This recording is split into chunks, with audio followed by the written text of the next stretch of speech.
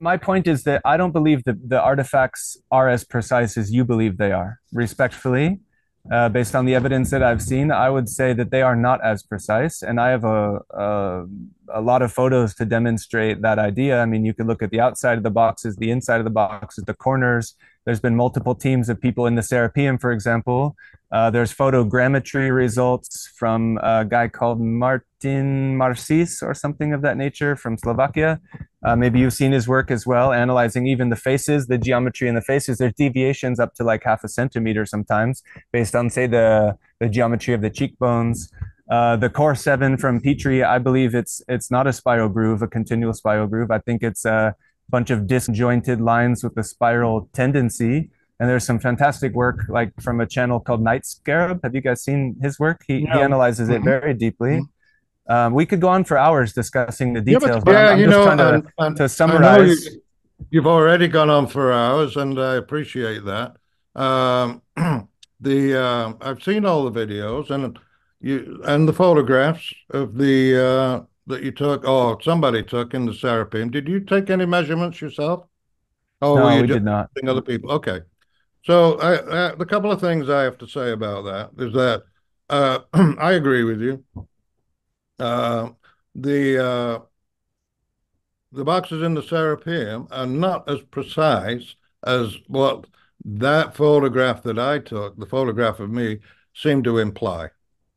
Okay. The there are deviations at the bottom of the box. There are areas where you will find gaps.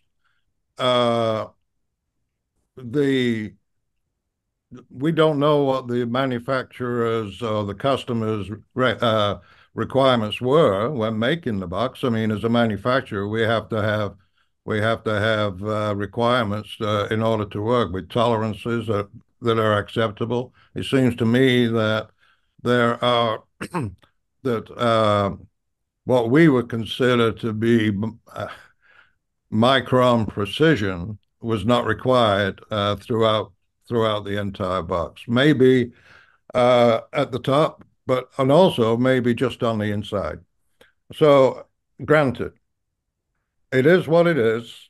There are imperfections that exist. There are imperfections that exist in every manufactured item. You're going to find areas in a manufactured item that have high tolerances and others that don't. It depends on the purpose for it. So there's no argument to that. No argument to that. But even if you go and ask the question, okay, so we found a 2,000 of an inch gap with our straight edge. Does that totally dismiss the importance of the box? Or does that say, oh, look, this is not within the 2/10,000ths of an inch that Chris Dunn's straight edge was cut to, so therefore Chris Dunn must have cheated or lied For because that for is me, what all it is says going is on now.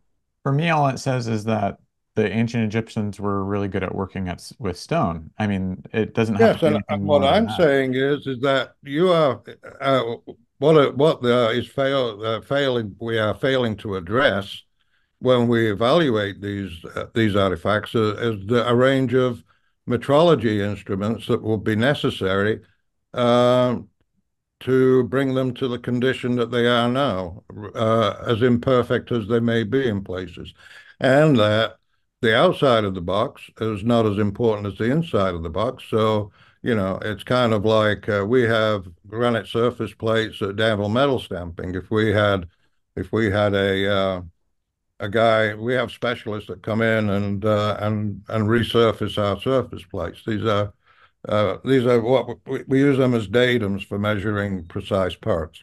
Mm.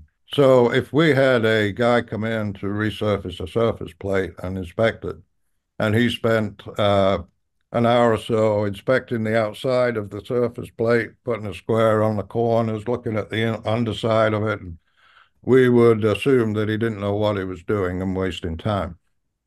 So, if we don't know what the customer requirements are, we can't make assumptions on that. The outside of the box clearly are imprecise. I have granted. an idea. I have an idea. What if the insides were created so perfectly because one of the aspects of the god Osor Apis came from the composite god Ptah, and Ptah was the god of craftsmanship and stoneworking and metallurgy and things of that nature.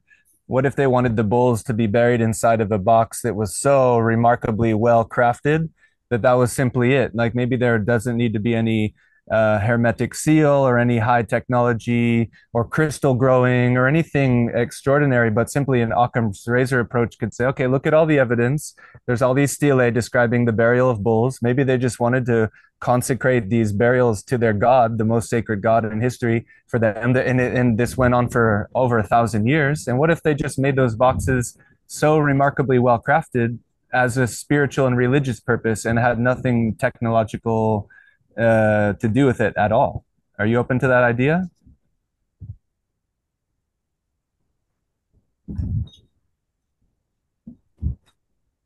I want I want the truth, and there's a lot of wild imaginations going on, probably on both sides. Uh, my thoughts are futuristic. Okay, I look into the future and I see the development of technologies and science, and so basically, I'm immersed in technology. As far as the study of those boxes, uh, maybe, I proposed, there's many theories out there. I proposed one in my most recent book. It's futuristic. It could be considered science fiction. Okay. Um, and maybe fantasy thinking. So I would admit that, yeah, there are fantasies on both sides, and uh, some on my side, and I think also on your side. And it's just a matter of, you know, what has shaped us, what our state of mind is, and when we are faced uh, with something in nature or in the world or in life, we interpret it in different ways based on our background. And we are seemingly right now, we are totally on opposite sides of a solution. I want to be I'm not clear, saying, Chris. I don't feel like I'm on any opposite side. I want to, my position on all this is like we're all on the same side, and that is in the discovery of truth. And if we're all dedicated to the Totally. discovery of truth, like I'm not on anybody else. But I We're totally on the agree. same team. And I want to like kind of maybe wrap this up with this idea that like the thing that we all know for sure is there's many aspects, whether it's a lost technology of like a physical kind or a lost technology of the mind or the spiritual religious practices, there's a lot about the ancient people that we don't know. And that there is a lot of practices and thought forms that are foreign to us and unthinkable to us now. And so I think this is one thing that we can kind of all keep in mind is like uh, we're all kind of in the dark about the true purpose of what how the Egyptians saw these things and or the builders of the Serapeum saw these things. And that is something that we can all revel in is that mystery and continue to look at it with a sense of reverence and gratitude for this opportunity to be in such a mystery. Well said. Yeah. Yeah. I mean, yeah, we are all on the same team, huh? We should see each other I as would like friends to and think so. allies. I would like to Yeah. think, yeah. Let's do that then, huh? Like there's too much opposition in this world. There's too much war and hatred and misunderstanding and pointing fingers and arguing. And we're not really wanting to participate in any of that. We want to make friends and connections and learn. And like you said, look for the truth. So And are there you, doesn't need to be any animosity in that process at all. no, no, I agree. Uh, it's very difficult though when somebody calls you a liar Totally. or say that you have faked and fudged measurements, Yeah. as they have me, and so I can't say that I'm 100% objective when it comes to certain uh, certain commentators Yeah. on YouTube who have attacked me and defamed my character Yeah. and accused me of faking and fudging measurements. And some of those people are your friends. So I'm talking to you now because you approached me respectfully.